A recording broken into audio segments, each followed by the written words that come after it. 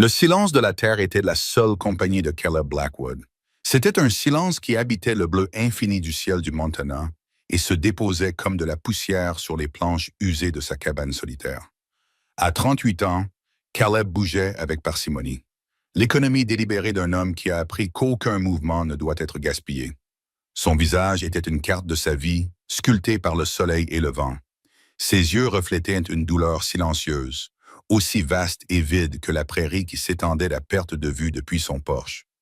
Ses journées étaient rythmées par un travail acharné, un métronome réglé sur le battement régulier de sa propre solitude, réparant les clôtures qui résistaient au vent implacable, s'occupant du bétail qui n'était guère plus que des taches sombres dans l'immensité du paysage. Les repas tranquilles et solitaires qu'il prenait à une table dressée pour une personne.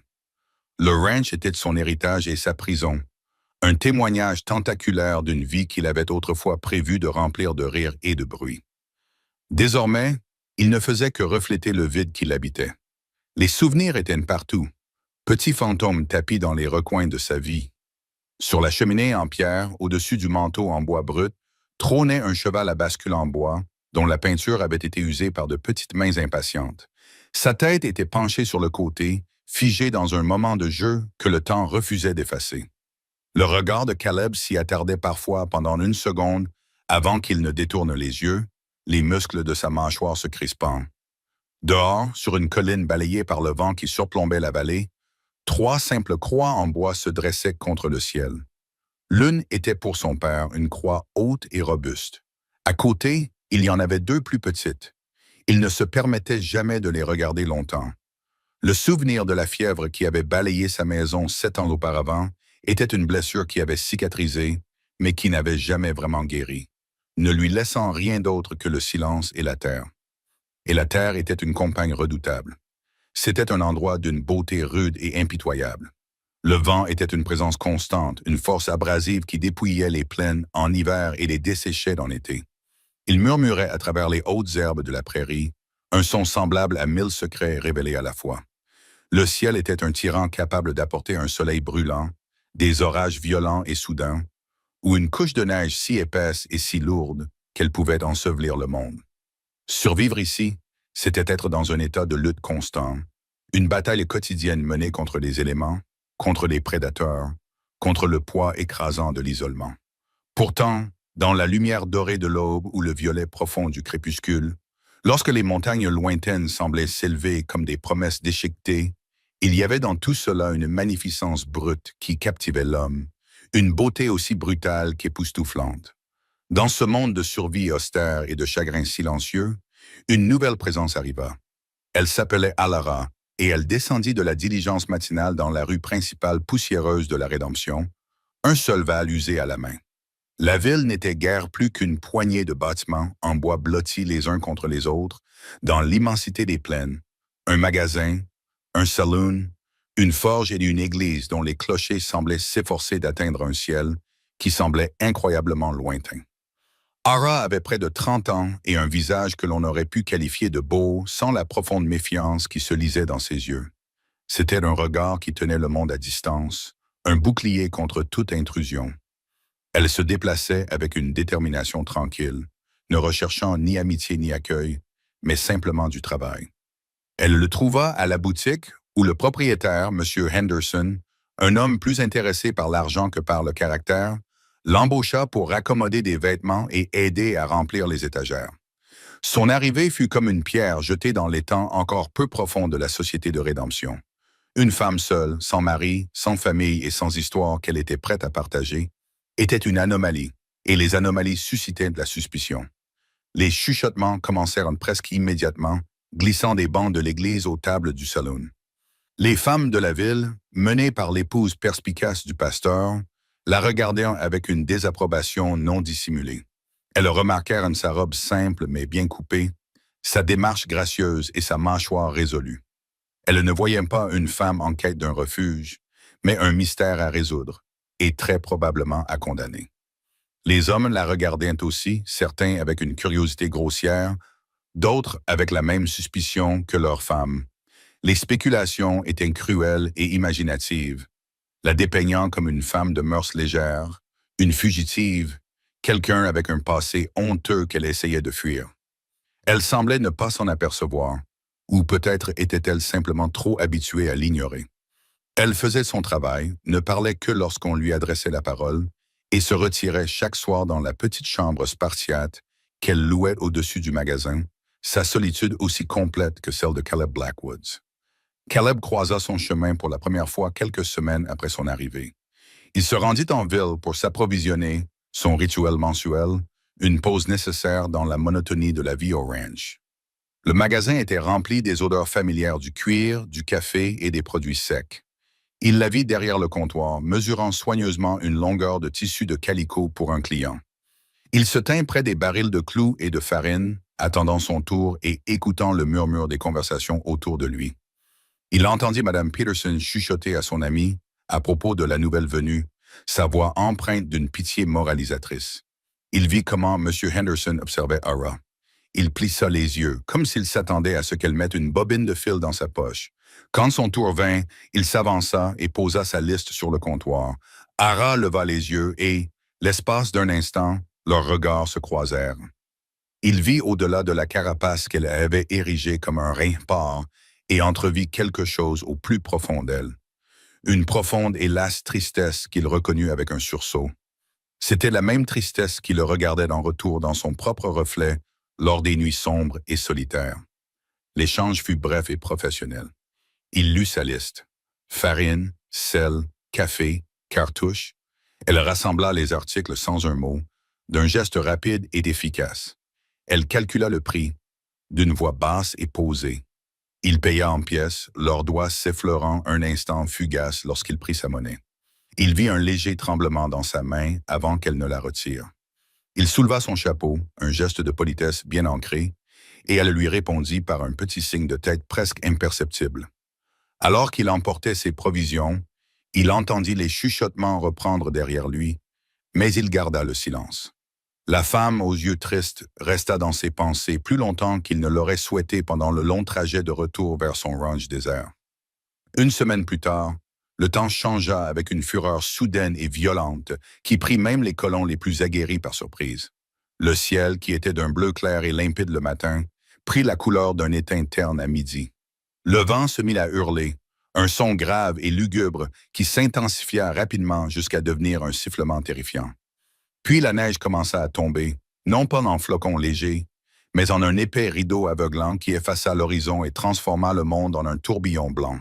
C'était une tempête de neige précoce, une bête affamée qui avait dévalé des montagnes sans crier gare. On avait demandé à Ara de livrer un petit colis à une ferme située à quelques kilomètres de la ville.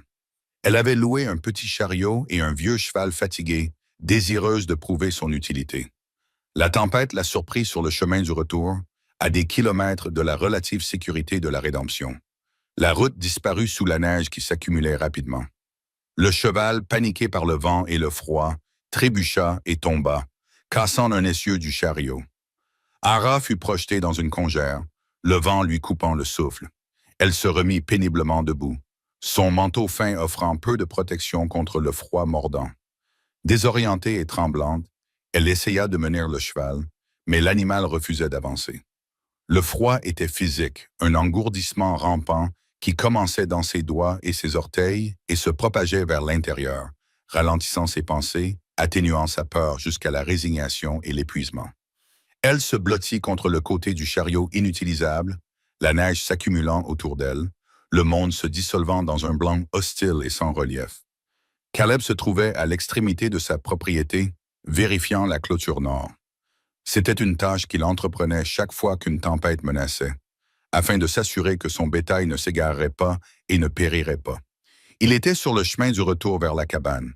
Il avait la tête baissée contre le vent lorsque son cheval, un geling stable et fiable nommé Silas, s'est soudainement effrayé. Le cheval a henné, ses oreilles ont tremblé et il a refusé d'avancer. Caleb a scruté la neige qui tombait. Ses yeux se sont plissés contre des particules glacées. Au début, il ne voyait rien d'autre que le chaos tourbillonnant. Puis il vit une forme sombre à moitié enfouie dans une congère, une forme qui n'avait pas sa place là. Il mit pied à terre, ses bottes s'enfonçant profondément dans la neige, et se dirigea vers la forme. C'était le chariot, ses roues dressées à un angle bizarre, et à côté, presque entièrement recouvert, se trouvait un petit monticule. Il balaya la neige et fut pris d'un sentiment d'incrédulité. C'était la femme du magasin. Son visage était d'une pâleur mortelle, ses lèvres étaient bleues. Il appuya ses doigts contre son cou, cherchant son pouls. Il était là, un battement faible et filiforme contre la peau froide. Pendant un instant, il fut paralysé par l'indécision. Sa vie était une forteresse de solitude soigneusement construite. L'y faire entrer était une complication dont il ne voulait pas. Le vide tranquille de sa vie était douloureux, mais prévisible. Mais la laisser ici équivalait à la condamner à mort, et sa décence fondamentale ne le lui permettait pas. Enfouie sous des couches de chagrin et d'isolement, elle ne le lui permettait pas. Avec un grognement sourd, il la souleva délicatement dans ses bras. Elle était plus légère qu'il ne l'avait imaginé, un poids fragile contre sa poitrine.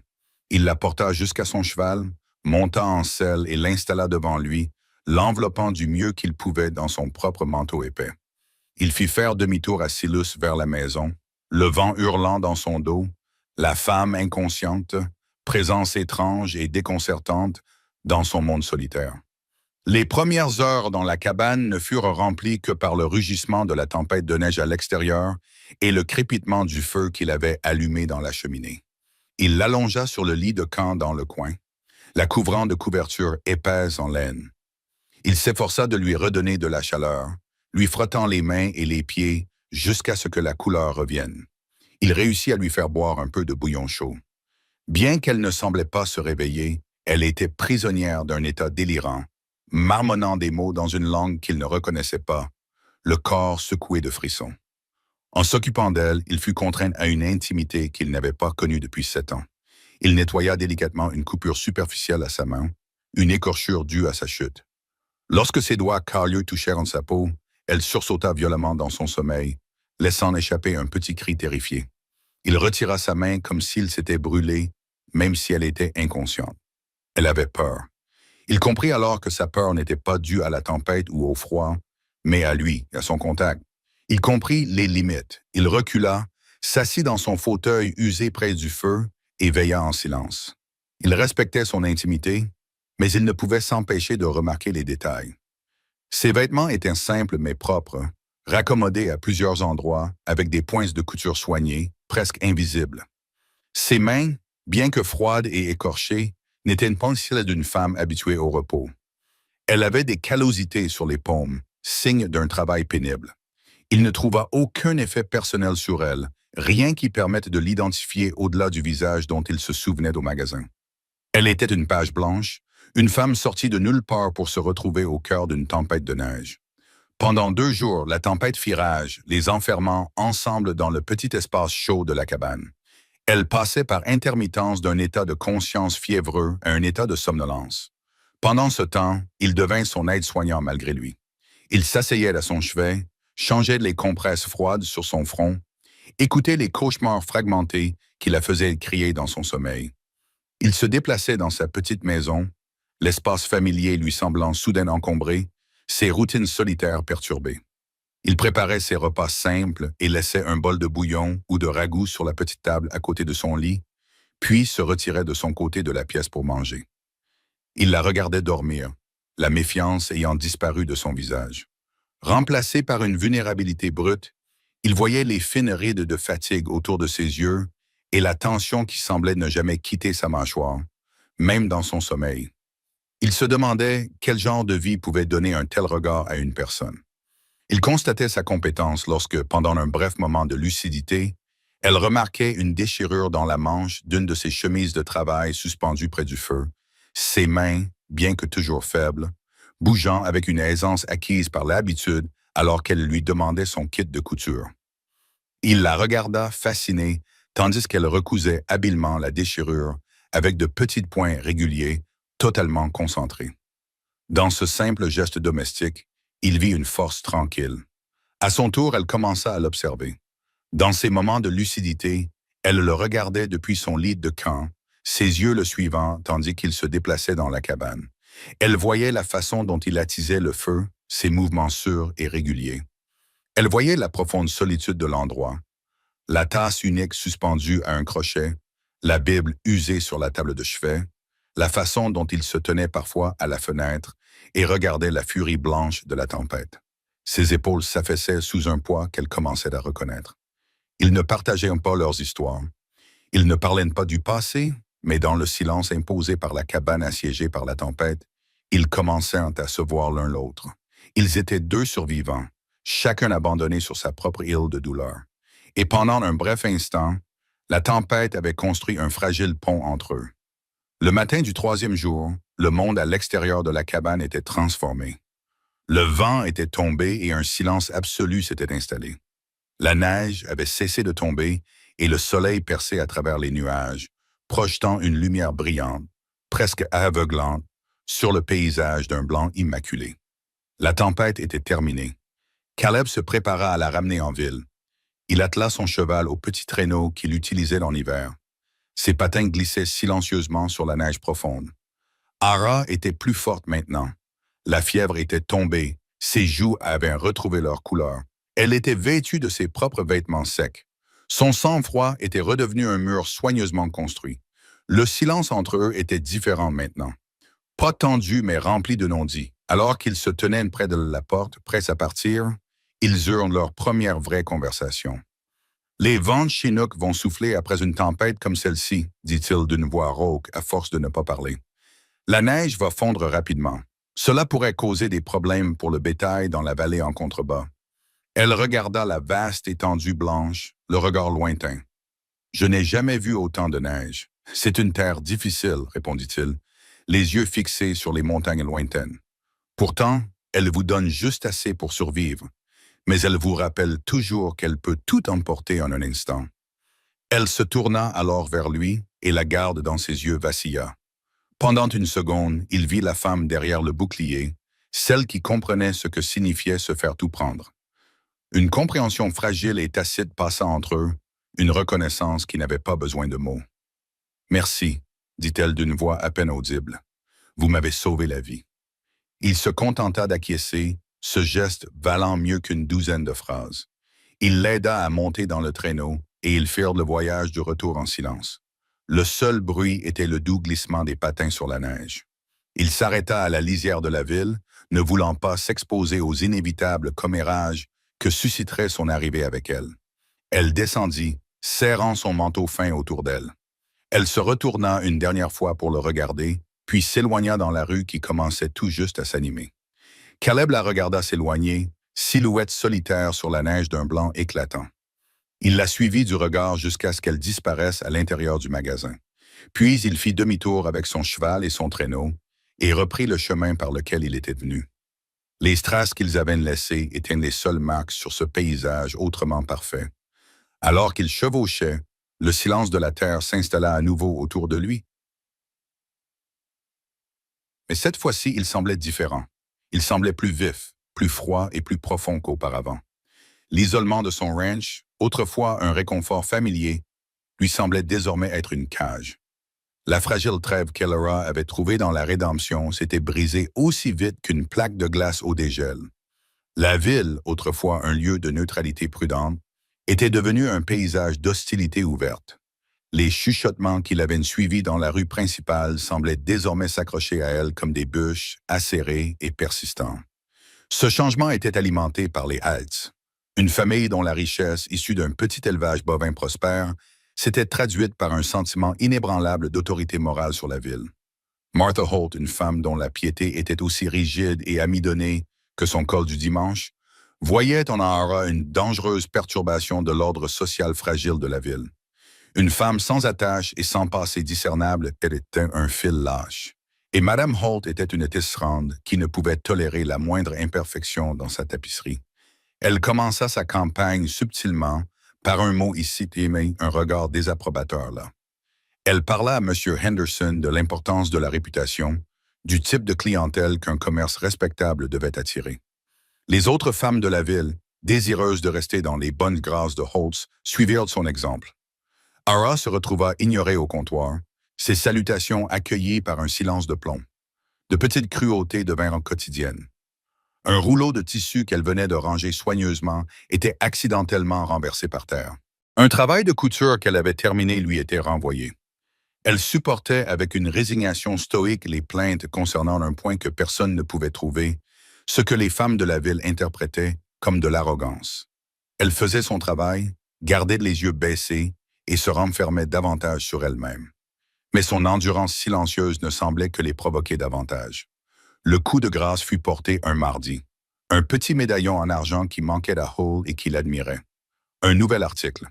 Monsieur Anderson l'avait mis en vitrine, mais il avait disparu. Une recherche fut lancée. On fit grand cas de mettre les lieux sens dessus-dessous, et le médaillon fut retrouvé, caché dans le petit sac en toile où Ara gardait ses outils de couture. Ara resta figé tandis que M. Henderson brandissait le médaillon, le visage empreint d'une fausse déception. Elle vit la lueur triomphante dans les yeux de Mlle Holt. Elle sut avec une certitude écœurante qu'elle avait été piégée. « Je ne l'ai pas pris », dit-elle d'une voix basse et calme dans le magasin soudainement silencieux. Mais ces mots étaient sans poids, perdus dans la tempête de leurs préjugés. Elle était une femme qui avait des secrets, et une femme qui avait des secrets était forcément une voleuse. Elle fut renvoyée sur le champ, son maigre salaire lui fut remis avec une dernière remarque humiliante de M. Henderson, lui enjoignant de quitter la ville avant que le shérif ne s'en mêle. Ara sortit du magasin, le dos droit, la tête haute, ne leur laissant pas la satisfaction de voir ses larmes. Mais une fois de retour dans sa petite chambre froide, le masque tomba, elle n'avait plus rien. Pas de travail, pas d'argent et une réputation désormais complètement ruinée. Le spectre d'un passé qu'elle avait tant cherché à fuir semblait la rattraper, son ombre s'abattant à nouveau sur elle. Elle resta 2 jours dans sa chambre. Les maigres économies qu'elle avait s'amenuisaient à chaque repas qu'elle ne pouvait se permettre. Le désespoir lui laissait un goût froid et amer dans la bouche. Il lui restait un dernier choix improbable. Un choix qui impliquait d'avaler le reste de sa fierté et de partir dans le désert, chez un homme qu'elle connaissait à peine. Un homme qui l'avait déjà sauvé une fois. Le trajet jusqu'au ranch de Caleb Blackwood fut long et froid. La neige du blizzard avait fondu sous les vents Chinook, laissant les plaines boueuses et désolées. Elle avait utilisé ses derniers dollars pour louer un cheval, une jument maigre à la livrée. À chaque kilomètre parcouru, sa détermination vacillait. Que faisait-elle? C'était un étranger, un homme solitaire qui avait clairement fait savoir qu'il ne voulait aucune complication dans sa vie. Se présenter à sa porte, comme une mendiante demandant du travail, c'était s'exposer à un rejet qui semblait susceptible de briser le dernier morceau fragile de son esprit. Mais l'alternative, mourir de faim ou retourner dans un monde qu'elle préférait mourir plutôt que d'affronter, était encore plus terrifiante. Elle le trouva en train de fendre du bois à côté de sa grange, le bruit rythmique de sa hache étant le seul son dans le vaste silence.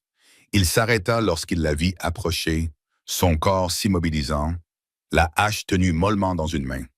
Il la regarda descendre de cheval, l'expression indéchiffrable. Les mots d'Ara lui restèrent coincés dans la gorge. « Monsieur Blackwood », commença-t-elle d'une voix tremblante, « je m'excuse de vous déranger. » Il se contenta d'acquiescer, attendant la suite. « Je ne travaille plus au magasin », dit-elle en s'efforçant de prononcer ces mots humiliants. « J'ai besoin de travail, n'importe quel travail. Je suis forte et j'apprends vite. Je sais cuisiner, nettoyer, raccommoder. Je peux vous aider à faire les stocks si vous me montrez comment faire. » Elle s'interrompit. Sa supplique resta suspendue dans l'air glacial qui les séparait. Caleb la regarda longuement. Il appuya la hache contre le billot et s'essuya les mains sur son pantalon. Il savait ce que cela lui avait coûté. Il était bien au courant des ragots qui circulaient en ville. Les nouvelles se propageaient rapidement dans un endroit comme Redemption. L'embauché reviendrait à inviter ses ragots à sa propre porte. Cela le lierait à elle, ferait de lui un sujet de spéculation. Sa vie était calme, ordonnée et sûre dans sa solitude. Il n'avait aucune envie de changer cela. Mais alors, il la regarda dans les yeux et vit au-delà de la fierté et de la peur. Il vit un désespoir profond et silencieux qui résonnait avec une partie de lui-même qu'il gardait enfermée. C'était le regard d'une personne debout au bord d'une falaise, sans nulle part où aller. Il repensa à la façon dont elle avait reculé à son contact dans la cabane, au cauchemar qui hantait son sommeil. Quel que soit son passé, il l'avait profondément blessé. Ses propres blessures, bien que différentes, résonnaient en lui par sympathie. « Je m'occupe de ma propre maison », dit-il finalement d'une voix grave. Mais les comptes du ranch sont en désordre. Je suis plus doué avec un fer à marquer qu'avec un stylo, et il y a toujours du matériel à réparer. Des harnais, des sangles. Il désigna du menton une petite cabane désaffectée, située à quelques centaines de mètres de la maison principale, nichée dans un petit bosquet de peupliers. C'était la cabane d'origine de la propriété. Elle n'est pas grande, mais elle est solide. Vous pourriez y vivre. Je peux vous payer un petit salaire et vous loger. Un immense soulagement l'envahit, à tel point qu'elle sentit ses genoux fléchir. Elle s'était attendue à un refus catégorique, à un rejet froid. Au lieu de cela, il lui avait offert non seulement un travail, mais aussi un foyer, un refuge. « Merci », murmura-t-elle, les mots lui manquant pour exprimer sa gratitude. « Je ne serai pas un fardeau. » Il acquiesça d'un signe de tête bref et sec, comme pour clore le sujet. « Mettez votre cheval dans la grange, Doberman. Nous parlerons des registres demain matin. » Il se retourna, prit sa hache et d'un coup puissant, fendit une bûche en deux, dans un bruit sec et définitif. L'arrangement était conclu. Leur vie s'installa dans un rythme étrange et tranquille. Leur relation de travail était professionnelle, presque formelle. Le matin, elle marchait de sa petite cabane jusqu'à la maison principale, où il lui avait réservé une place au coin de la grande table de la cuisine. Elle y passait des heures, la tête penchée sur les gribouillis de ses registres, mettant minutieusement de l'ordre dans des années d'entrée chaotiques.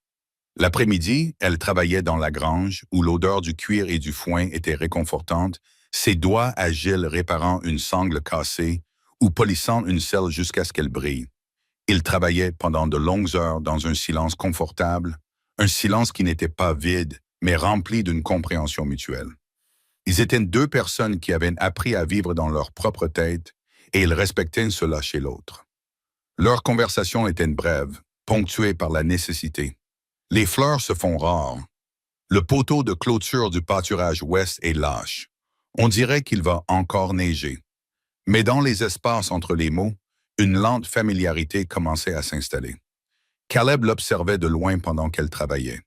Il voyait sa résilience, la façon dont elle s'attaquait à chaque tâche avec une détermination tranquille.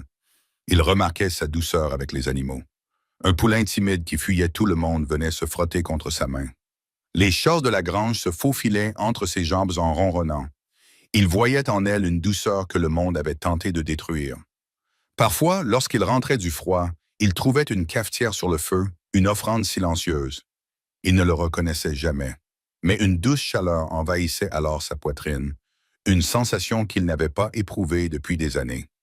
Ara, à son tour, commença à voir l'homme derrière son apparence bourrue et silencieuse. Elle vit la gentillesse dans la façon dont il traitait ses animaux, sa voix basse et apaisante lorsqu'il s'occupait d'un cheval boiteux. Elle remarqua qu'une pile de bois de chauffage frais apparaissait sur le porche de sa cabane tous les 2 ou 3 jours, une tâche qu'il accomplissait sans qu'elle ait jamais à le lui demander.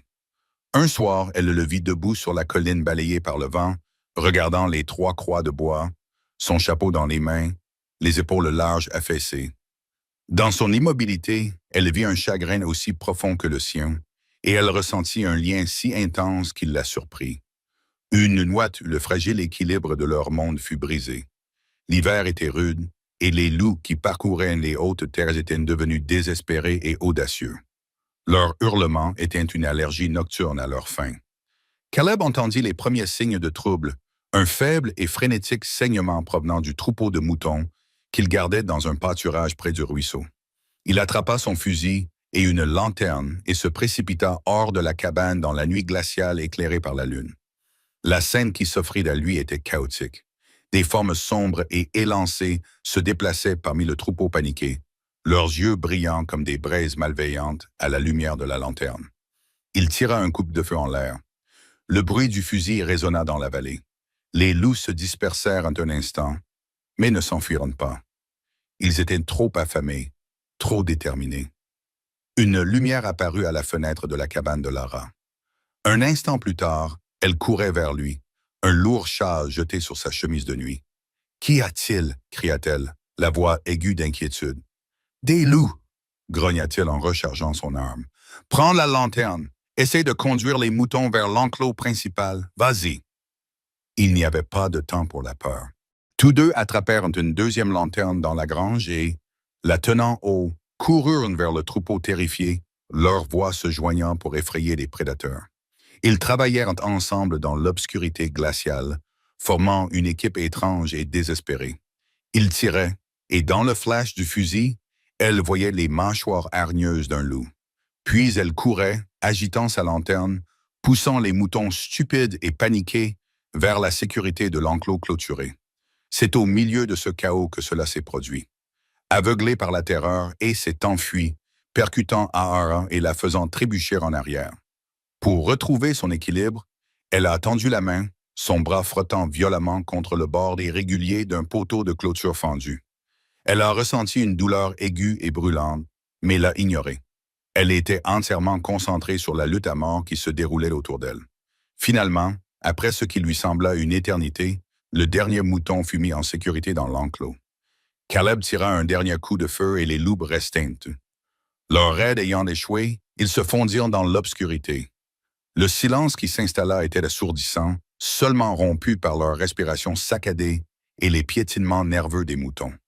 Caleb s'approcha d'elle, appuyé contre la clôture, la lumière de la lanterne projetant de longues ombres dansantes. « Ça va ?» demanda-t-il d'une voix rauque. « Je vais bien, répondit-elle, bien que son bras la fasse souffrir. Nous n'avons perdu personne. »« Non, dit-il en balayant le paddock du regard. Nous n'avons perdu personne. » Il la regarda à nouveau et son regard se posa sur son bras. « Tu saignes. » Elle baissa les yeux et vit pour la première fois la longue déchirure irrégulière dans la manche de sa chemise de nuit et la tache sombre de sang qui s'étalait sur le tissu. Ce n'est qu'une égratignure. « Laisse-moi voir, » dit-il d'un ton qui ne souffrait aucune discussion. Il la conduisit dans la chaleur de la grange. Il alluma une autre lanterne et l'espace fut baigné d'une douce lueur dorée. « Assieds-toi, » ordonna-t-il en lui montrant une botte de foin. Il se rendit à une armoire à fournitures et revint avec un pot de pommade et des linges propres. Ahara s'assit, le cœur encore battant à cause de l'adrénaline provoquée par l'attaque. Elle tendit son bras, essayant de cacher le tremblement de sa main.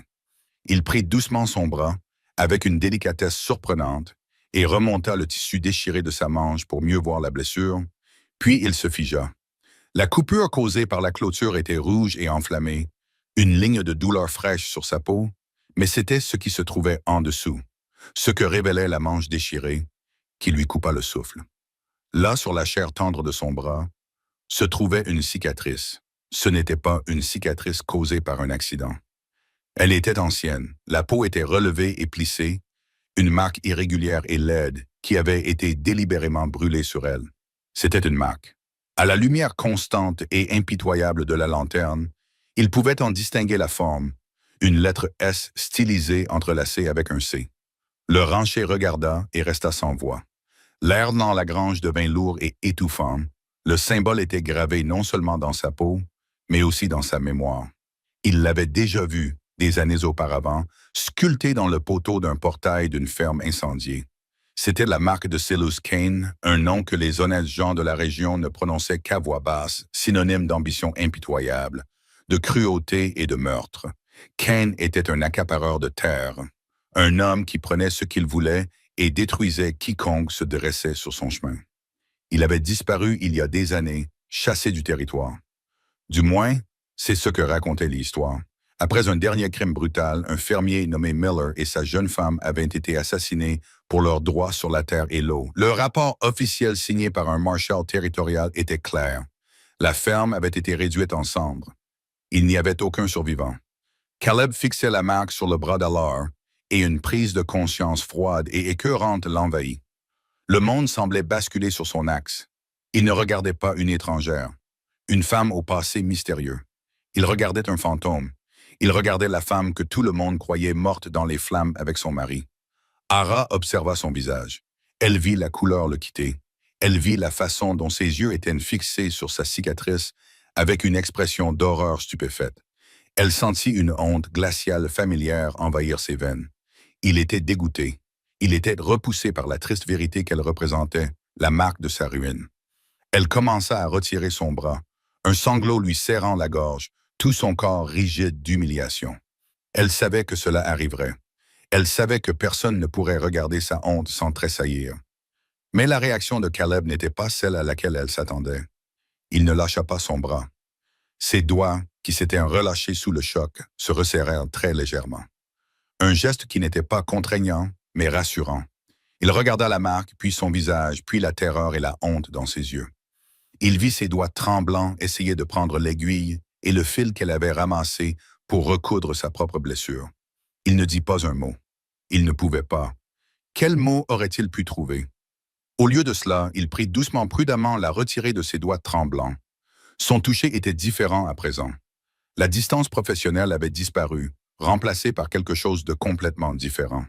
C'était un toucher empreint d'une terrible prise de conscience, d'un profond respect pour la force inimaginable qu'il lui avait fallu pour continuer à respirer, et d'un instinct protecteur féroce qui montait dans sa poitrine comme un feu soudain et brûlant, avec le soin d'un chirurgien. Il a commencé à recoudre la blessure récente sur son bras, ses grandes mains cailleuses bougeant avec une douceur incroyable. Ara resta figée, trop stupéfaite pour bouger pendant qu'il s'occupait d'elle. Elle avait mal interprété son silence, son immobilité. Elle n'y voyait que du dégoût, la même réaction qu'elle redoutait et attendait du monde entier. Le lien fragile et tacite qu'ils avaient tissé au cours des dernières semaines semblait avoir été irrévocablement rompu. Le fossé qui les séparait semblait désormais aussi large et profond que le canyon qui traversait le pâturage nord. Mais en réalité, pour Caleb Blackwood, le fossé avait disparu.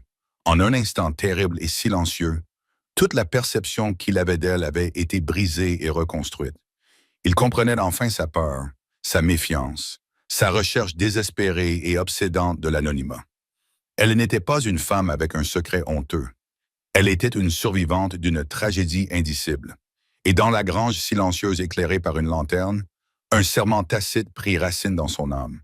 Il ne savait pas ce que l'avenir lui réservait, mais il savait avec une certitude inébranlable qu'il ne laisserait pas le monde lui faire du mal à nouveau. Les jours qui suivirent la nuit de l'attaque du loup furent marqués par un changement subtil mais profond. La connaissance de ce qu'Ara avait survécu s'était ancrée profondément en Caleb, modifiant la gravité même de son monde. Il ne parla pas de la marque sur son bras. Le fer aurait été nommé une horreur qu'elle avait lutté si fort pour enterrer. Au lieu de cela, il devint son gardien silencieux, une présence vigilante en marge de sa vie. Le changement ne se manifestait pas dans ses paroles, car il était toujours aussi avare de mots, mais dans ses actions. Une semaine après l'attaque, ils se rendirent à Redemption pour s'approvisionner. C'était un voyage nécessaire, mais Kara redoutait. Alors qu'ils quittaient le magasin, les bras chargés de sacs de farine et de café, Martha Hall et deux de ses compagnes sortirent de la boutique de couturière, leur bloquant le passage. Les yeux de Madame Holt, petits et durs comme des cailloux, se fixèrent sur Ara. « Eh bien, regardez qui est là, » dit-elle d'une voix qui résonna sur la promenade. « Je suis surprise que vous ayez le culot de vous montrer ici après la honte que vous avez infligée à l'établissement de M. Henderson. » Ara se figea, le sang se retirant de son visage.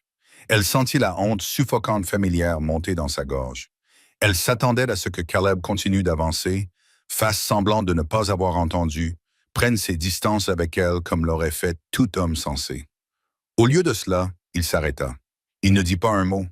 Il tourna lentement la tête et regarda Martha Holt. Son regard était vide, froid et totalement dépourvu d'émotion. C'était un regard qui évoquait des hivers meurtriers et une patience à toute épreuve. Il soutint son regard pendant 3 longues secondes silencieuses. Le sourire suffisant de Madame Holt vacilla et une lueur d'inquiétude traversa son visage. Elle recula involontairement d'un pas, lui laissant le passage. Caleb fit un léger signe de tête, lui indiquant silencieusement de s'éloigner, puis se tourna vers elle. « Allons-y, » dit-il d'une voix aussi calme qu'une rivière gelée. Il marcha à ses côtés jusqu'au chariot, lui prenant les sacs les plus lourds des bras. Alors qu'ils quittaient la ville, le silence entre eux était lourd de sens. Il l'avait défendu. Il l'avait défendu sans dire un mot. Sa protection se poursuivit au ranch. Il trouva des raisons de travailler près de sa cabane, réparant une partie de la clôture dont elle ignorait qu'elle était cassée, vérifiant le niveau d'eau dans le ruisseau qui coulait à proximité. Il était une ombre dont elle était toujours consciente, une présence qui n'était pas envahissante mais constante. Un matin, elle trouva un fusil appuyé contre le mur de sa cabane, une boîte pleine de cartouches posée à côté sur le porche.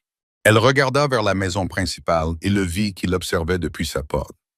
Il croisa son regard interrogateur et déclara simplement, sa voix portant dans l'air vif du matin, « Cette terre n'est sûre pour personne seul. » Ara se méfiait profondément de ce changement.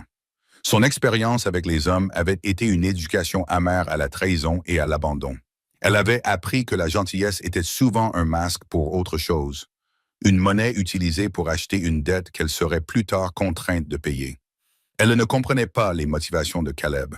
Avait-il pitié d'elle? Voulait-il quelque chose d'elle? Les questions tournaient dans sa tête et elle réagissait en se renfermant encore plus sur elle-même, ses conversations avec lui devenant encore plus brèves et fonctionnelles. Elle restait distante, mais elle ne pouvait nier l'effet profond que sa protection discrète avait sur elle dans la petite cabane solide qu'il lui avait donnée. Elle ressentait un sentiment de sécurité qu'elle n'avait pas connu depuis son enfance. Les cauchemars qui la tourmentaient depuis des années, remplis de feu et de fumée face à un homme impitoyable, commencèrent à s'estomper.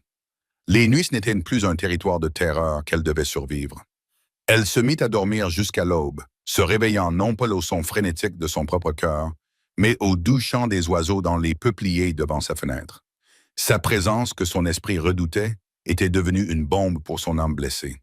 La tension entre eux, fragile lien entre un chagrin inexprimé et une conscience naissante, se resserrait chaque jour davantage.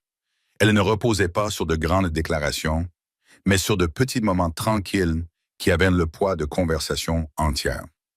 Un soir, alors que le crépuscule envahissait le ciel, il la trouva près du ruisseau qui traversait sa propriété.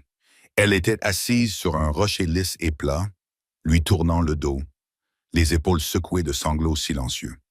Les raisons de ses larmes pouvaient être multiples.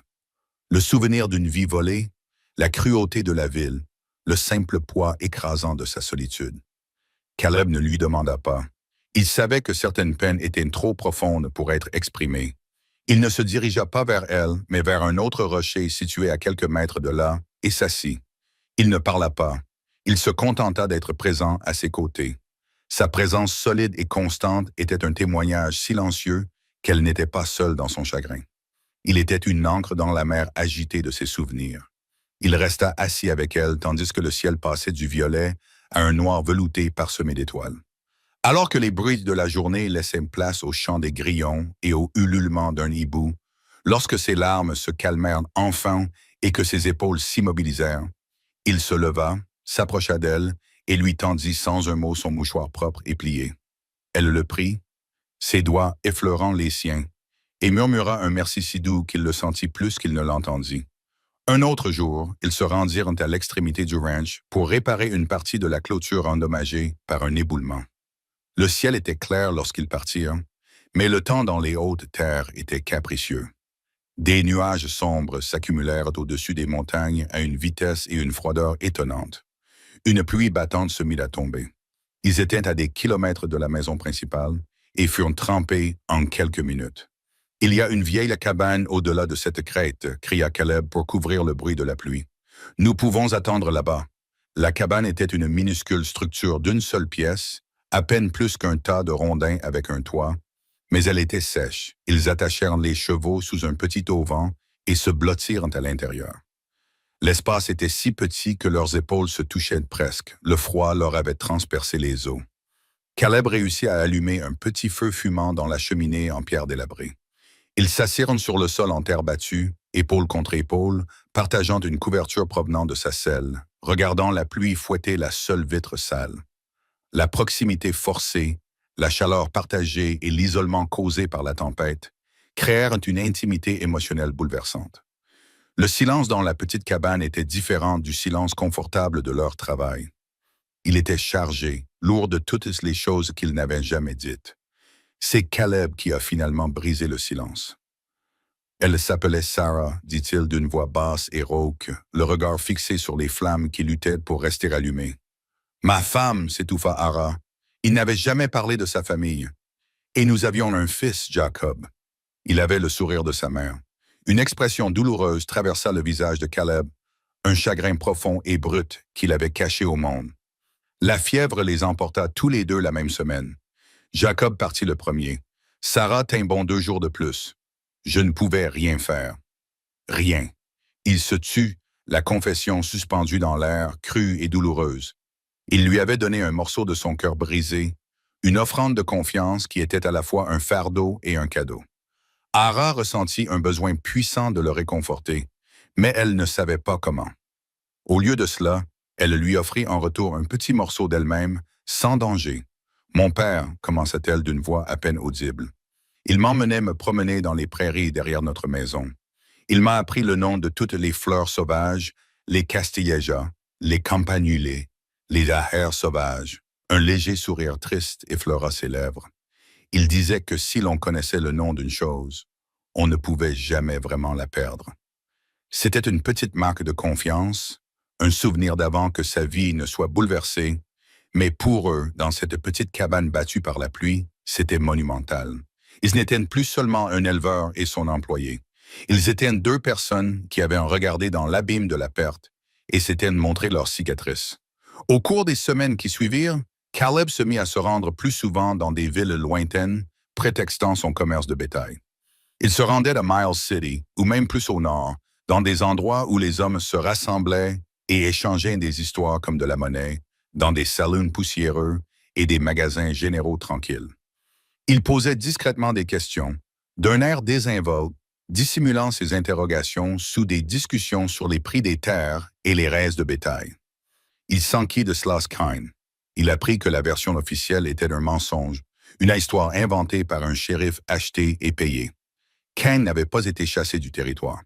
Il était simplement devenu plus intelligent, plus puissant, transférant ses activités dans le monde des affaires légitimes, utilisant des avocats et des contrats au lieu d'armes à feu. Bien que la menace de violence ait toujours été présente, Caleb reconstitua la véritable histoire de ce qui était arrivé à la famille d'Arara. Son mari, Daniel Miller, possédait une petite ferme prospère avec de riches droits d'eau que Kane convoitait lorsque Daniel refusa de vendre. Kane et ses hommes vinrent pendant la nuit. Ils avaient assassiné Daniel et l'avaient laissé pour mort dans l'incendie qui avait ravagé sa maison. Ils lui avaient tout pris. Cette révélation s'était installée dans le ventre de Caleb comme une pierre froide et dure, transformant son vœu silencieux en un objectif. La transhumance était une tâche automnale nécessaire, consistant à déplacer le troupeau des pâturages d'été vers les vallées abritées pour l'hiver. C'était un travail difficile et poussiéreux qui durait plusieurs jours. Forara, qui avait prouvé qu'elle était une cavalière compétente, c'était l'occasion pour elle de gagner sa vie et d'être sous le vaste ciel ouvert, loin des regards indiscrets de la rédemption. La dernière nuit de la transhumance, ils campèrent près d'un petit ruisseau gargouillant. Le bétail était calme. La journée de travail était terminée. Ils s'assirent près du feu de camp crépitant, dont les flammes repoussaient l'immense obscurité de la nuit dans la prairie. Au-dessus d'eux, le ciel était une couverture de velours noir parsemée d'1 million de diamants scintillants. La vulnérabilité et la confiance qu'ils avaient construites petit à petit. Dans la cabane détrempée par la pluie et près du ruisseau, les larmes finirent par couler. Caleb la regarda, la lumière du feu dansant dans ses yeux. Transformant ses cheveux en fil d'or, il vit la force dans sa mâchoire, la résilience qui lui avait permis de survivre à l'inimaginable. Il ne voyait pas la victime de Silas Kane, mais la femme qui avait refusé d'être détruite, la femme qui lui avait appris ce qu'était le vrai courage. La solitude qui avait été sa compagne constante pendant 7 longues années lui semblait soudain insupportable, éclipsée par une affection naissante qu'il ne pouvait plus nier. Il se pencha en avant, lentement, timidement. Il leva la main et écarta doucement une mèche de cheveux de sa joue, son pouce cailleux caressant sa peau pendant une fraction de seconde. Elle retint son souffle mais ne se retira pas. Il vit la question dans ses yeux et une lueur qu'il n'avait jamais vue auparavant. De l'espoir. Il se pencha et l'embrassa. Ce fut d'abord hésitant, une douce pression de ses lèvres sur les siennes, une question posée sans mots. Elle resta immobile, ses lèvres sans réponse pendant un instant, et il crut avoir commis une terrible erreur. Mais elle poussa alors un petit soupir tremblant et lui rendit son baiser. C'était un geste désespéré et plein d'espoir. Une vie entière de peur, de solitude et de désir se déversa dans un seul contact hésitant, encouragé. Son baiser s'intensifia, devenant un courant de toutes les émotions refoulées qu'il avait gardées enfermées. Son chagrin, sa solitude et de l'affection puissante et inattendue qu'il ressentait pour cette femme brisée, belle et incroyablement forte. Ce fut un moment d'espoir pur et sincère dans une vie qui avait été marquée par la tragédie pour eux deux.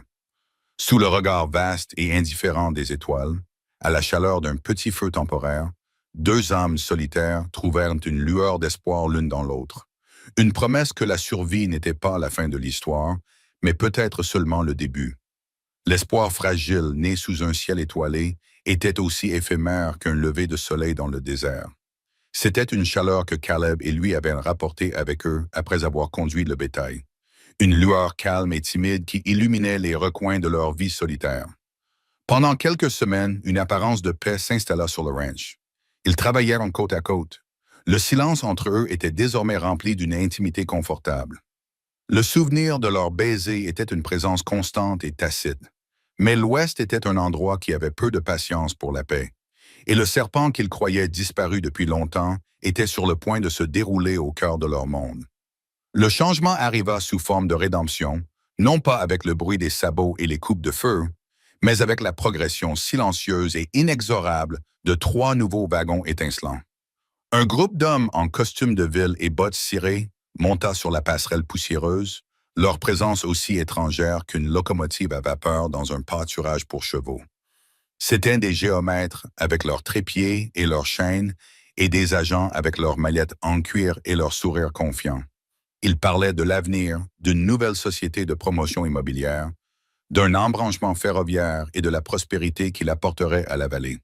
Leur chef était un homme qui imposait le respect sans jamais élever la voix. Il était beau, la quarantaine bien sonnée, avec des tempes grisonnantes et un sourire qui semblait à la fois sincère et prédateur. Ses yeux, cependant, étaient aussi froids et gris que le ciel d'hiver.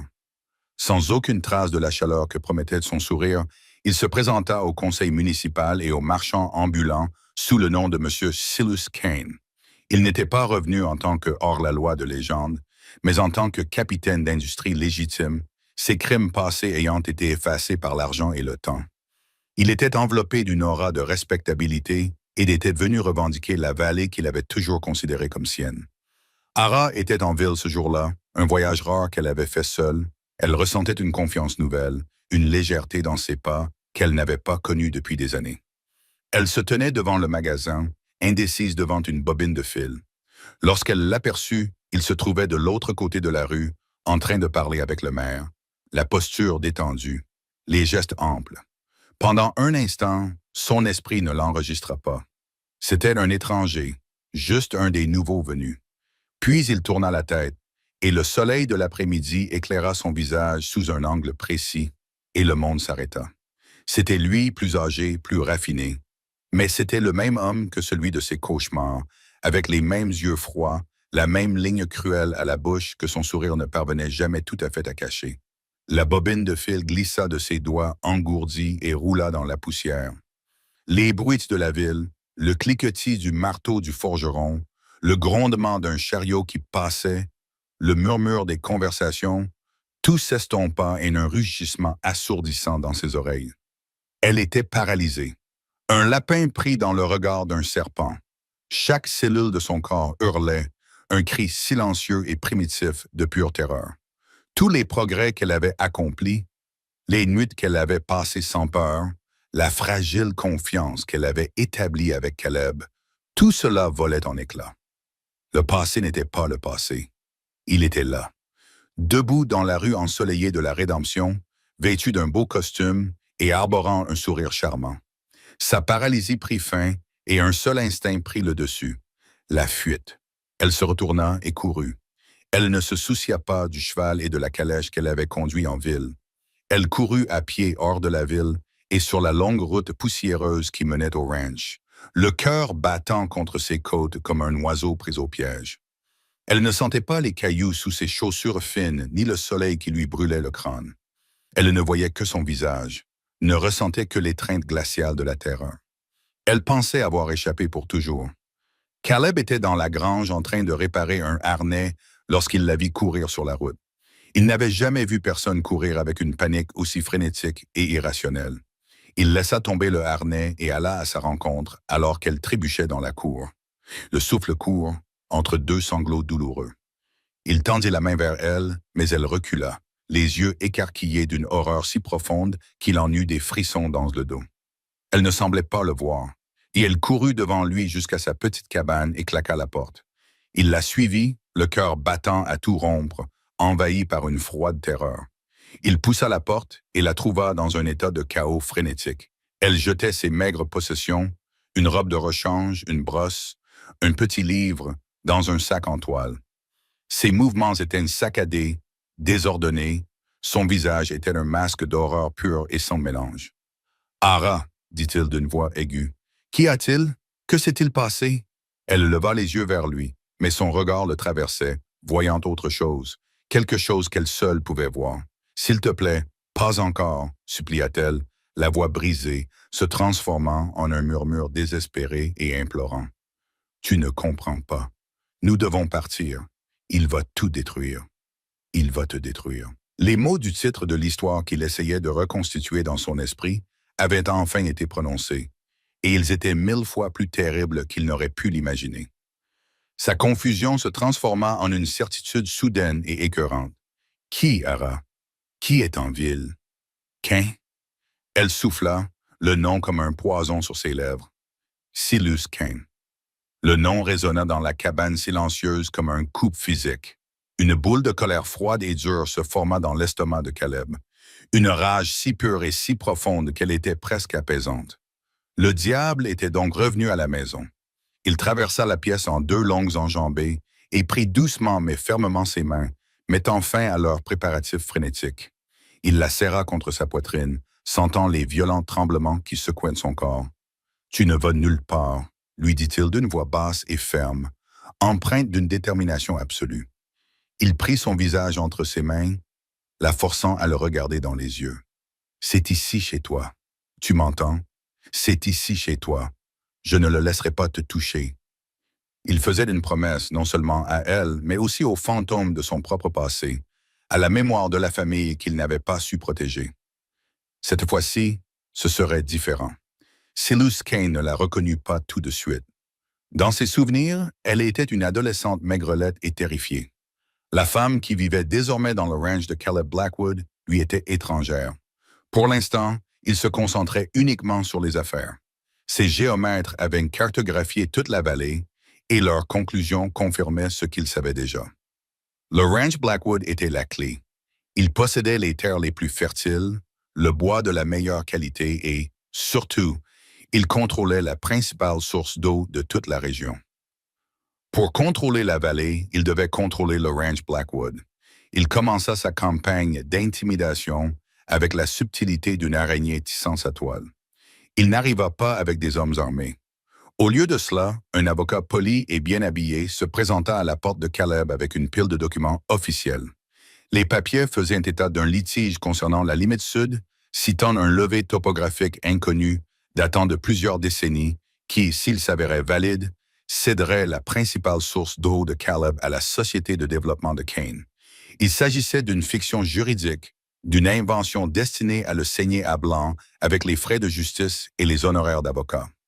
Lorsque Caleb expulsa l'homme de sa propriété, Cain envoya des géomètres qui commencèrent à planter des piquets sur les terres de Caleb.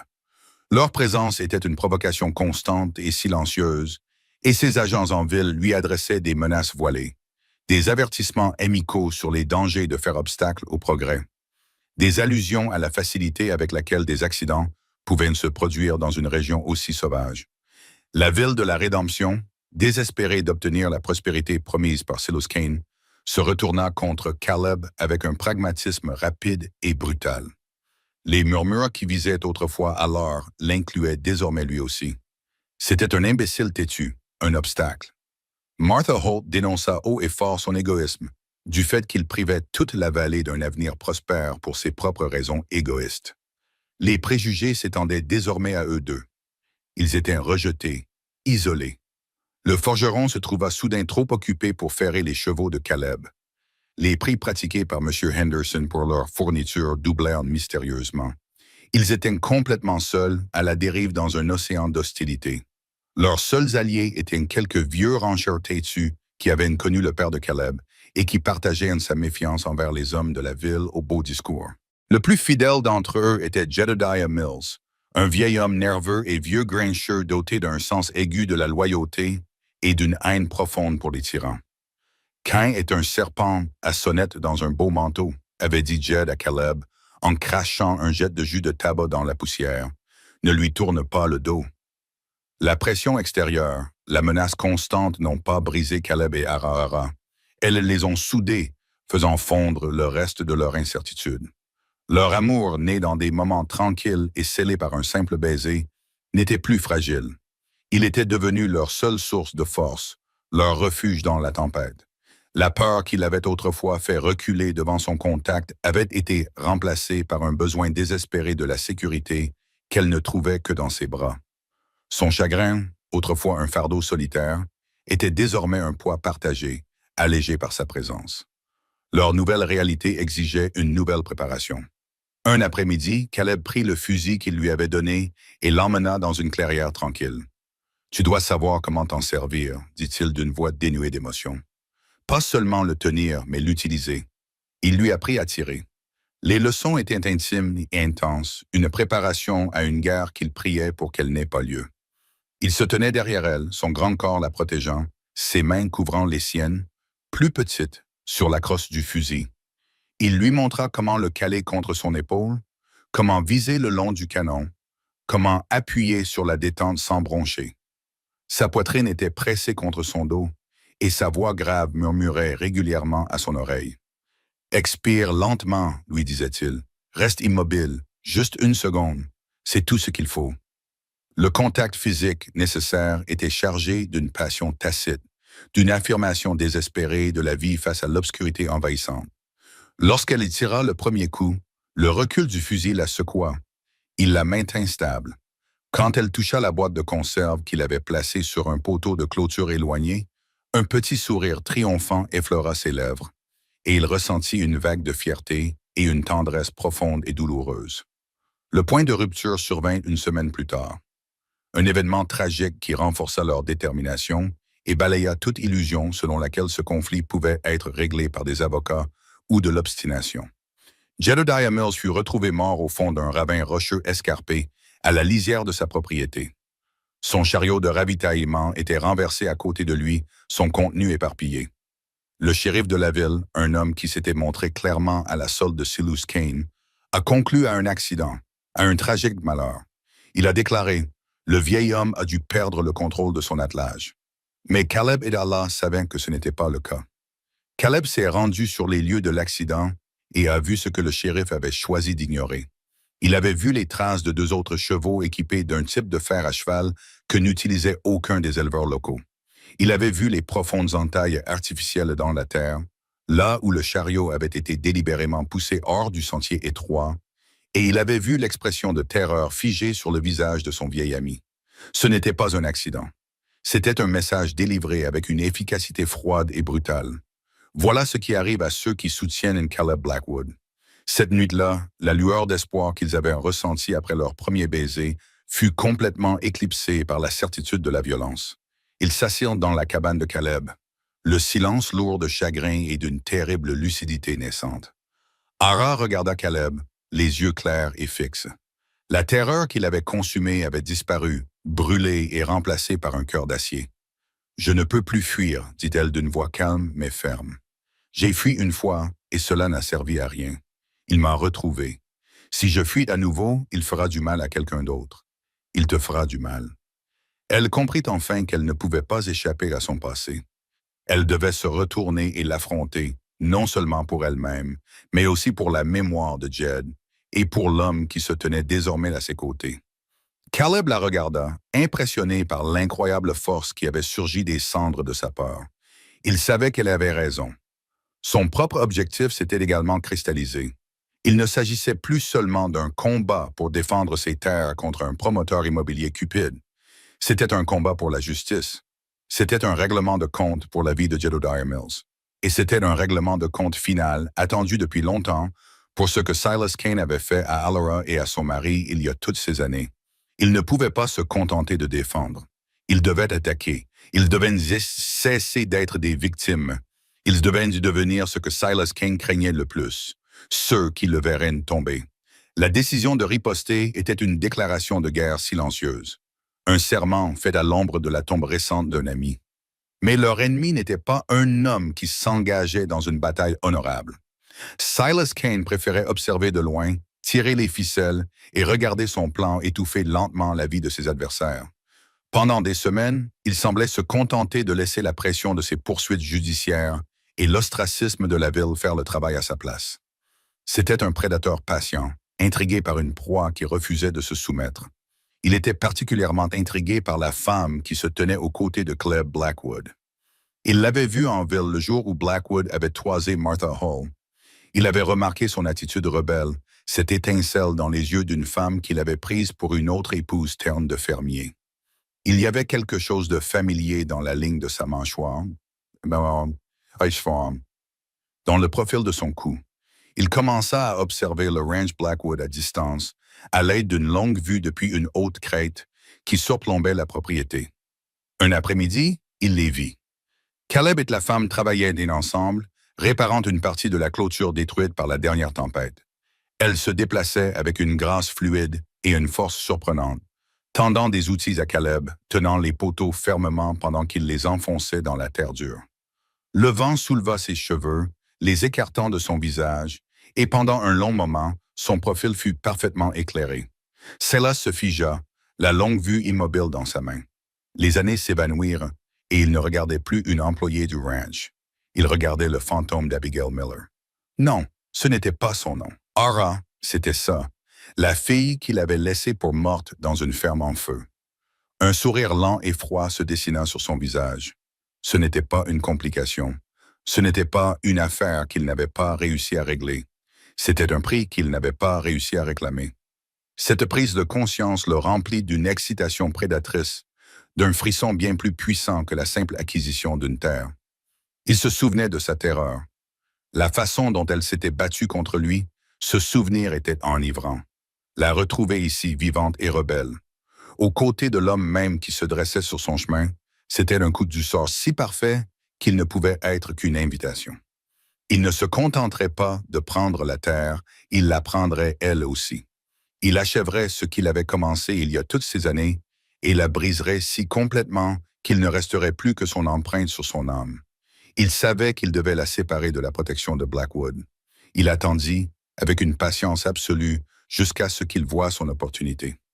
Quelques jours plus tard, il regarda Caleb partir à cheval vers les hauts pâturages. Une longue journée de travail l'attendait. Ara était seul. Il descendit de la crête, son approche désinvolte, comme s'il n'était qu'un voisin venu faire une promenade. Il la trouva près du ruisseau, en train de cueillir de la menthe sauvage. Elle entendit le bruit des sabots de son cheval et leva les yeux. Elle tenait un panier à la main. Lorsqu'elle le vit, le panier tomba et son contenu se répandit sur le sol humide. Elle pâlit et la terreur dont il se souvenait si bien revint dans ses yeux. « Ara » dit-il d'une voix douce et soyeuse. Il descendit de sa selle avec la grâce d'un félin. « C'est bien Ara, n'est-ce que pas? Je dois avouer que je ne t'ai pas reconnue au premier abord. Tu es devenue une très belle femme. Elle ne pouvait ni parler, ni bouger. Ses pieds étaient cloués sur place. Tout son être était consumé par la présence monstrueuse devant elle. Il fit un pas vers elle, ses yeux froids la parcourant de haut en bas. « Je me suis souvent demandé ce que tu étais devenue, dit-il d'un ton conversationnel, comme s'ils étaient de vieilles connaissances. C'est dommage pour ton mari, Daniel. C'était un homme têtu. L'entêtement est un défaut fatal dans ce pays. Il fit une pause, laissant ses paroles cruelles faire leur effet. Il cria « ton nom » à la fin. Le savais-tu? Un sanglot étouffé s'échappa de ses lèvres. Il sourit. Mais nous ne devons pas nous attarder sur le passé désagréable. Il continua, sa voix baissant jusqu'à devenir un murmure complice. Nous devrions parler de l'avenir. Ton avenir. Il fit un geste vague en direction du ranch. Cet homme, Blackwood, est lui aussi têtu. Je vois en lui la même fierté stupide que Daniel avait, et je détesterais voir son histoire se terminer de la même manière. Il laissa la menace planer dans l'air pendant un long moment avant de prononcer son ultimatum. Tu as donc le choix. Tu peux convaincre ton éleveur d'être raisonnable, lui faire signer les papiers, me vendre ses terres et partir. Et toi, ma chère Lara, tu viendras avec moi. Je prendrai soin de toi. Tu auras tout ce que tu pourrais désirer. Il tendit la main et effleura une mèche de ses cheveux. Elle tressaillit comme si son contact était un fer brûlant. Ou bien, dit-il d'une voix dure comme la pierre, tu peux refuser et me regarder le détruire. Je ne serai pas aussi rapide avec lui que je l'ai été avec Daniel. Je lui enlèverai sa vie petit à petit, ses terres, son bétail, sa fierté, et quand il n'aura plus rien, quand il sera brisé et qu'il mendiera dans la boue, je le tuerai. Et sa mort, comme celle de Daniel, sera de ta faute. Il s'attendait à ce qu'elle pleure, qu'elle supplie, qu'elle s'effondre. Il avait vu cela 100 fois auparavant, mais quelque chose en elle, quelque chose forgé dans les flammes de son passé et tempéré par la force tranquille qu'elle avait trouvée auprès de Caleb, refusait de céder. La terreur était toujours là, un nœud froid et écœurant dans son estomac. Mais un autre sentiment montait en elle pour la contrer, une haine pure et incandescente. Cet homme lui avait pris son amour. Sa maison, son nom, il n'en prendrait pas d'autre. Elle leva le menton, les yeux, bien que remplis de pipre. Elle soutint son regard sans faiblir. « Je te reverrai en enfer avant de te laisser le toucher », dit-elle d'une voix baissée, basse tremblante, mais remplie d'une force d'acier qu'il n'avait pas anticipée. Ses yeux s'écarquillèrent légèrement de surprise. Puis son sourire revint, plus large et plus prédateur qu'auparavant. C'était encore mieux qu'il ne l'avait imaginé. « Qu'il en soit ainsi », murmura-t-il. Sa défiance ne l'avait pas dissuadé. Elle avait scellé son destin et alimenté son obsession. Silas Cain tint parole. Les attaques contre le ranch s'intensifièrent, passant du harcèlement légal au sabotage pur et simple. Un matin, Caleb trouva une douzaine de ses meilleurs bovins morts près du ruisseau. Leurs corps étaient gonflés, de la mousse blanche coulait de leur bouche. L'eau, leur source de vie, avait été empoisonnée. La perte financière était colossale, mais le choc spirituel était pire encore. C'était un acte de violation profonde, une profanation de la terre qu'il aimait. 2 semaines plus tard, la prochaine attaque eut lieu. Au milieu de la nuit, un rugissement tonitruant réveilla Caleb et Harara. Ils coururent dehors et découvrirent un spectacle terrifiant. Une grande partie de leur troupeau, des centaines de bovins galopaient sauvagement à travers la vallée, les yeux écarquillés de panique. Des cavaliers à moitié gelés, le visage dissimulé par des bandanas, tiraient des coups de pistolet en l'air, poussant le troupeau directement vers la clôture nord. Les bovins ont enfoncé la solide clôture comme si elle était faite d'allumettes, se dispersant dans la nature sauvage. Beaucoup d'entre eux ont été perdus à jamais. La ruée avait servi un autre objectif. Ben, un jeune ouvrier agricole que Caleb avait embauché pour la saison. Un garçon loyal de 17 ans dormait dans la cabane près de la clôture. Le bétail avait envahi la petite structure, la piétinant jusqu'à la réduire en copeaux. Ils l'ont retrouvé dans les décombres, la jambe écrasée, le corps couvert d'ecchymoses. Il était vivant, mais à peine. La pression était immense. Une campagne calculée visant à les ruiner financièrement, à briser leur morale sous une vague incessante de pertes et de violence. Caleb s'est assis près du feu tard dans la nuit, après le départ du médecin, le visage sombre et impassible. Il voyait les conséquences que cela avait sur elle. Malgré son attitude rebelle au bord du ruisseau, la peur constante était revenue dans ses yeux. Elle sursautait au moindre bruit et les cauchemars étaient revenus avec une vengeance. Il regardait sa vie, le ranch que son père avait construit, le jeune homme qui gisait maintenant mutilé dans son dortoir. La femme qu'il aimait vivait dans un état de terreur constante. Le poids de tout cela l'écrasait. « Nous devrions partir », dit-il, les mots ayant le goût de cendre dans sa bouche. Hara, qui fixait les flammes, leva les yeux, l'air choqué et incrédule. « Qu'est-ce que tu as dit? J'ai dit que nous devrions partir, » répéta-t-il d'une voix neutre. « Il n'arrêtera pas. Il nous tuera tous les deux. Hara, je peux vendre le ranch. Nous pouvons prendre l'argent et partir quelque part où il ne nous trouvera jamais. En Californie, en Oregon, n'importe où, il lui offrait exactement ce qu'elle avait autrefois supplié d'avoir, une chance de s'enfuir. Mais maintenant, cela ressemblait à une capitulation, à une trahison. « Non, dit-elle d'une voix aiguë, nous ne pouvons pas. Nous avons dit que nous nous battrions. »« Nous battrions avec quoi ?» rétorqua-t-il. Sa frustration et sa peur débordaient. Il est au-dessus des lois. Il a plus d'hommes, plus d'argent. Jed est mort, Ben est à moitié mort. Combien d'autres personnes devront souffrir avant que j'accepte que je ne peux pas te protéger ici? Son visage se décomposa et la dispute brute et émotionnelle qu'il avait involontairement déclenchée rouvrit ses blessures les plus profondes. Alors c'est tout? Pleura-t-elle, les larmes coulant sur son visage. Tu veux fuir à cause de moi? Parce que tu penses que je suis faible? Non, je veux fuir parce que je t'aime et que je ne supporte pas de voir ce qu'il te fait subir. Ce que tu ne supportes pas, c'est mon passé, rétorqua-t-elle, la voix brisée par un désespoir qui venait du plus profond de son être. Tu ne comprends donc pas? Peu importe où nous allons, c'est moi qui le veux. C'est moi qui provoque tout cela. Je suis maudite. Caleb, tout ce que je touche, tous ceux que j'aime, ils sont détruits. Daniel, Jed, et maintenant toi. Je n'apporte que la mort. Ce fut un moment de profonde obscurité, une confession de la croyance la plus profonde et la plus terrifiante qu'elle avait d'elle-même. Elle ne se voyait pas comme une victime, mais comme un fléau. Caleb la regarda fixement, sa propre colère se dissolvant face à son immense douleur. Il traversa la pièce et s'agenouilla devant elle, prenant ses mains tremblantes dans les siennes. Il la serra contre lui et la força à le regarder, son regard intense, voulant qu'elle voie la vérité. « Ne dis jamais cela, dit-il, la voix chargée d'émotion. Tu n'es pas une malédiction, tu es une survivante. As-tu la moindre idée de la force qu'il t'a fallu pour survivre à ce qu'il t'a fait subir, pour te lever chaque jour et continuer à respirer? Tu es la personne la plus forte que j'ai jamais connue. » Il la serra plus fort, refusant de la laisser s'éloigner. Notre amour l'un pour l'autre n'est pas une faiblesse. Ara, c'est la seule chose qu'il ne peut pas comprendre, et la seule chose qu'il ne peut pas briser. Il pense pouvoir nous détruire en prenant mes terres, mon bétail. Mais il se trompe.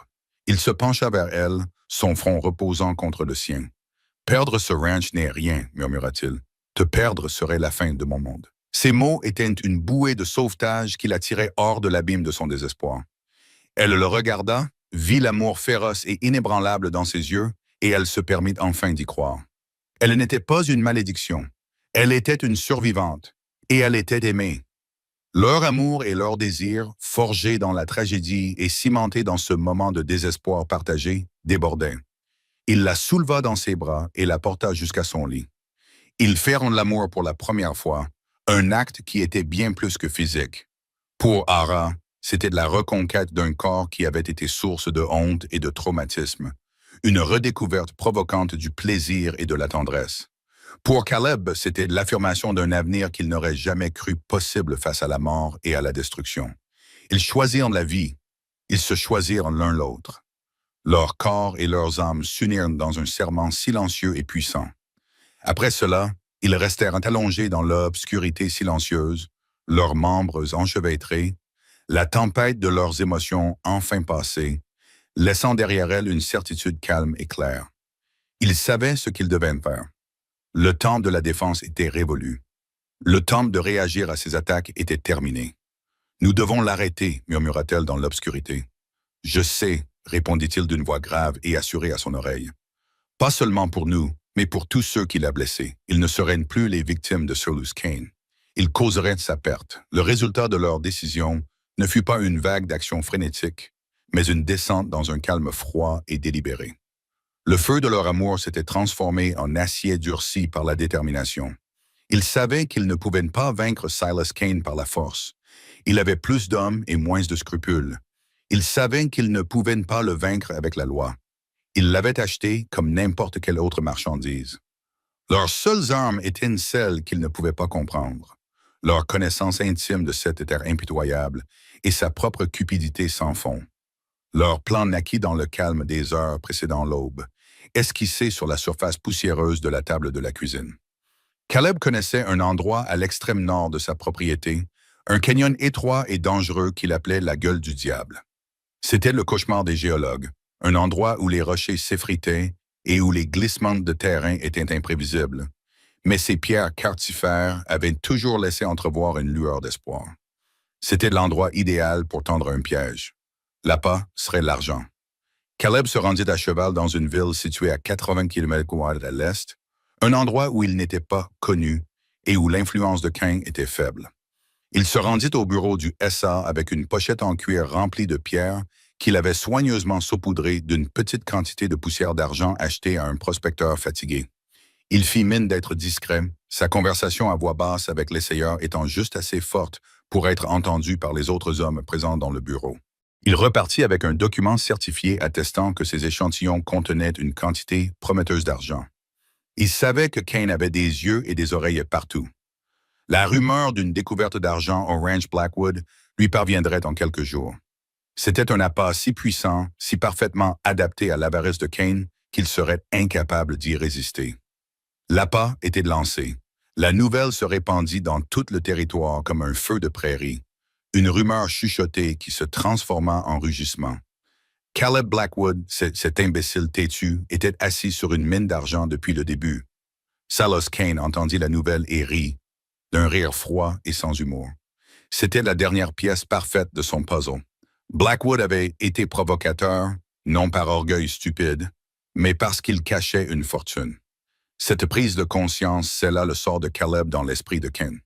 Il n'allait pas se contenter de prendre la terre maintenant. Il prendrait l'argent qui se trouvait dessous. Il ne se soucia pas de ses avocats. Ce n'était pas une affaire de contrat devant les tribunaux. C'était une question d'acquisition rapide et définitive. Pensant que Caleb serait dans le canyon isolé, distrait et vulnérable alors qu'il travaillait sur sa nouvelle concession, Silas rassembla son groupe d'hommes de confiance. Ils étaient 6, des durs à cuire qui le suivaient depuis des années. Leur loyauté avait été achetée avec du sang et de l'argent. Ils quittèrent un Redemption à cheval, sous le couvert d'une nuit sans lune. Leurs sacoches étaient remplies de munitions et leurs cœurs de meurtre. Ils avaient l'intention de tendre une embuscade à Caleb Blackwood, de s'emparer de sa concession et de ne laisser aucun témoin de la transaction. La mâchoire du diable était encore plus menaçante dans la pénombre qui précédait l'aube.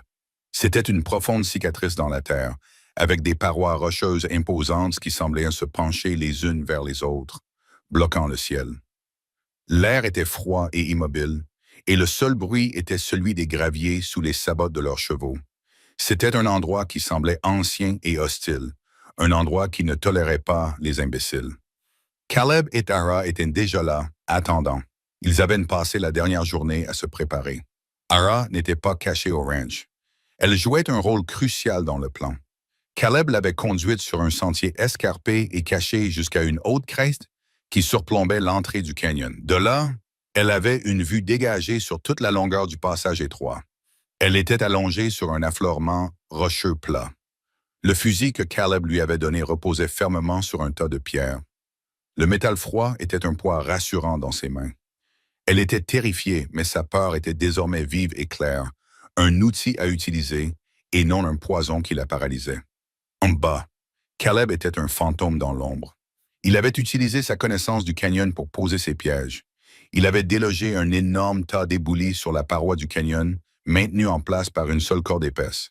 Il avait repéré les passages les plus étroits, les angles morts, les endroits où l'écho d'un seul coup de feu résonnerait comme une douzaine. Il n'était pas un soldat, mais un homme qui défendait sa maison, son amour et sa vie, et cela le rendait infiniment plus dangereux que les mercenaires qui venaient le chercher.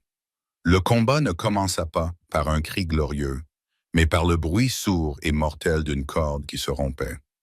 Alors que Silas et ses hommes pénétraient dans le canyon, Caleb, caché derrière un éboulis, coupa la corde qui retenait les éboulis. Une rivière de roches et de gravier dévala la paroi du canyon. Ce n'était pas une avalanche massive et écrasante, mais suffisante pour bloquer l'entrée, les piégeant à l'intérieur et plongeant leurs chevaux dans une frénésie paniquée.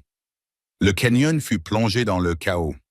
Les coups de feu résonnaient et se répercutaient sur les parois rocheuses, rendant impossible de déterminer d'où ils provenaient. Le combat n'était pas une noble fusillade. C'était une lutte désespérée, brutale et terrifiante pour la survie. Caleb utilisa le terrain comme arme principale. Il se déplaçait dans l'ombre, tel un fantôme dans un paysage qu'il connaissait aussi bien que les lignes de sa propre main. Il utilisa les échos confus pour attirer leurs tirs et les séparer. L'un des hommes de Kane, poursuivant un coup de feu fantôme, a contourné un angle aveugle et s'est retrouvé face au couteau de Caleb. Un autre, qui tentait d'escalader la paroi du canyon pour avoir un meilleur point de vue, a été abattu d'un seul coup de fusil tiré depuis la crête. Elle n'a pas hésité. Ses mains étaient fermes, sa respiration régulière, exactement comme Caleb le lui avait appris. Elle n'était plus seulement une survivante, elle était une protectrice. Un par un, Caleb utilisa le canyon pour réduire leur nombre. Le terrain claustrophobe transformait leur supériorité numérique en handicap. La glorieuse embuscade s'était transformée en un véritable hachoir à viande. Le point culminant fut une confrontation désespérée entre eux trois. Caleb, en abattant le dernier des hommes de Cain, avait été touché, une douleur brûlante lui traversant les côtes. Il saignait, ses mouvements étaient ralentis. Silas Cain, son beau costume désormais déchiré et sale, le visage masqué par une incrédulité furieuse, vit sa chance. Il accula Caleb contre une paroi rocheuse abrupte. « Espèce d'imbécile têtu !» grogna Silas en levant son pistolet, ses yeux froids brillants de triomphe. « Tout cela aurait pu être à toi. Maintenant, tu vas mourir dans la boue sans rien. » Au moment où Silas s'apprêtait à l'achever, le coup de feu du fusil d'Aa résonna depuis la crête au-dessus. Le tir n'était pas parfait. C'était le tir d'une femme soumise à une pression incroyable. Un tir né de l'amour et du désespoir. Il ne le tua pas, mais sa balle lui déchira la chair de l'épaule, le faisant tourner sur lui-même et provoquant un écart dans son tir, qui frappa la paroi rocheuse à côté de la tête de Caleb. L'impact de la balle fit tomber Silas, son pistolet tombant sur les rochers dans un bruit métallique. Cette ouverture était tout ce dont Caleb avait besoin. Il se jeta en avant, ignorant la douleur dans son flanc, et plaqua Silas au sol. Le combat n'était plus une question d'armes à feu, mais de force brute et brutale. Ils roulèrent dans sa poussière et les graviers, deux hommes engagés dans une lutte primitive. Mais Silas, le bras inutilisable, son arrogance brisée, n'était pas de taille face à la puissance brute et désespérée de Caleb. Caleb prit le dessus, son poing frappant la mâchoire de Cain, l'étourdissant. À ce moment-là, Hera apparut, descendant précipitamment la dernière partie de la pente rocheuse, le fusil à la main. Elle se tenait debout au-dessus des deux hommes, le visage pâle, mais les yeux brûlants d'une flamme que Silas n'avait jamais vue auparavant.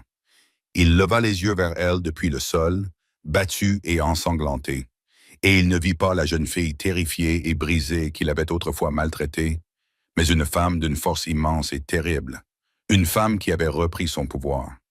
Elle était son juge, son jury et le visage de sa dernière erreur fatale.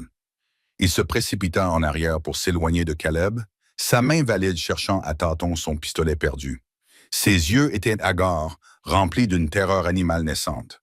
Alors qu'il se poussait contre la paroi du canyon, son mouvement et son poids délogèrent un rocher en équilibre précaire au-dessus de lui, qui s'était détaché lors du premier éboulement.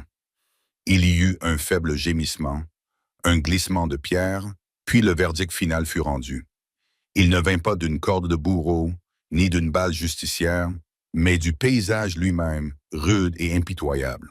Le rocher se détacha et Silas Cain, l'homme qui avait cherché à conquérir le monde brutal de l'Ouest, fut englouti par lui. Le silence et la morosité régnèrent après coup. Le silence qui s'abattit sur la mâchoire du diable était profond, seulement rompu par le murmure du vent.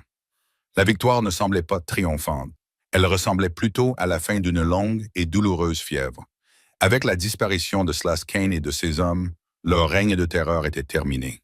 La vérité sur ses crimes, sur le meurtre de Jed et sur la campagne d'intimidation sans fin fut révélée. Une paix obtenue au prix d'une agonie. La ville de la rédemption devait désormais faire face à sa propre lâcheté, à sa volonté d'échanger son âme contre une promesse de prospérité. Mais Caleb et Allah ne se souciaient pas de la rédemption de la ville. Ils avaient trouvé la leur. Quelques semaines plus tard, la première vraie neige de l'hiver avait recouvert les hauts sommets et la rudesse de la terre s'adoucissait dans la paix tranquille du changement de saison. Ils se tenaient ensemble sur la colline balayée par le vent qui surplombait le ranch, à côté des 3 tombes simples qui avaient autrefois été un monument à la solitude de Caleb. Il réparait la clôture qui entourait la petite parcelle. Son bras gauche était encore bandé, une bande blanche pâle contrastant avec sa peau bronzée par le soleil. Ses mouvements étaient lents mais réguliers. Ce travail familier était un remède miracle. Hara gravit de la colline en lui apportant une louche d'eau fraîche. Elle se tint à ses côtés et ils contemplèrent la vallée. Le bétail paissait paisiblement dans les pâturages en contrebas. Une fine volute de fumée s'élevait de la cheminée de la maison principale. Le silence entre eux n'était plus celui du chagrin ou d'une tension tacite, mais d'une paix profonde et durable, acquise au prix du sang et du courage. Le soleil couchant baignait le paysage austère d'une douce lumière dorée, transformant les plaines accidentées en un lieu d'une beauté à couper le souffle. Ils ne parlaient